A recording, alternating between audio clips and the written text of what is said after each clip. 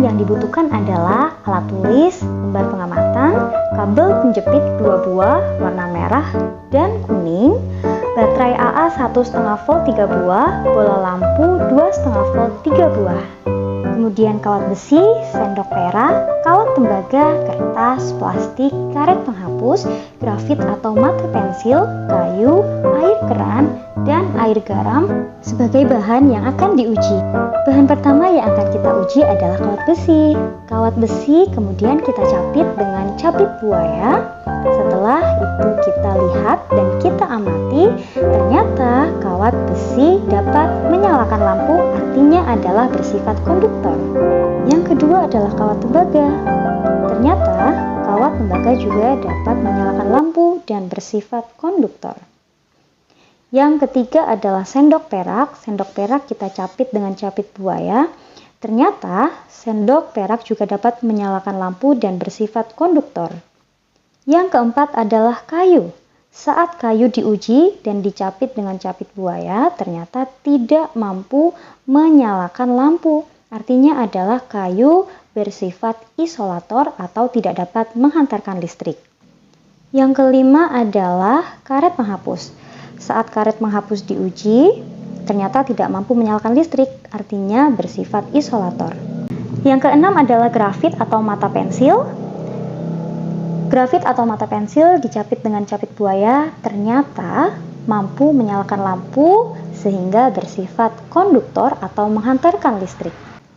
Yang ketujuh adalah kertas. Kertas dicapit dengan capit buaya, ternyata kertas tidak mampu menyalakan lampu, artinya bersifat isolator. Yang kedelapan adalah tas plastik. Tas plastik pun sama seperti kertas, ternyata bersifat isolator atau tidak dapat menghantarkan listrik. Begitupun air keran. Air keran ternyata saat diuji tidak dapat menyalakan lampu, artinya bersifat isolator. Dan yang terakhir yang akan kita uji adalah air garam. Saat air garam diuji, ternyata air garam mampu menyalakan lampu, artinya bersifat konduktor. Selanjutnya adalah percobaan tegangan listrik. Alat bahan yang dibutuhkan adalah 3 buah baterai AA, kemudian 2 buah capit buaya berwarna merah dan kuning, dan lampu bolam 2,5 volt.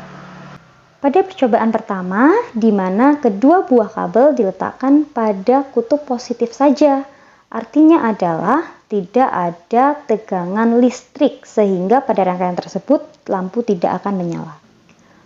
Pada rangkaian kedua, saat kutub positif dan kutub negatif disambungkan, ternyata lampu dapat menyala dengan redup karena sumber tegangan yang dihasilkan oleh baterai AA yang hanya memiliki kapasitas 1,5 volt, sedangkan lampu yang digunakan memiliki tegangan 2,5 volt.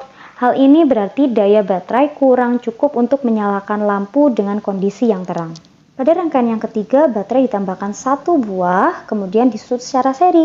Ternyata lampu dapat menyala terang karena baterai yang dirangkai secara seri akan menghasilkan tegangan yang lebih besar menjadi 3 volt, sehingga cukup untuk menyalakan lampu sebesar 2,5 volt. Pada rangkaian yang ketiga ditambahkan lagi 1 baterai.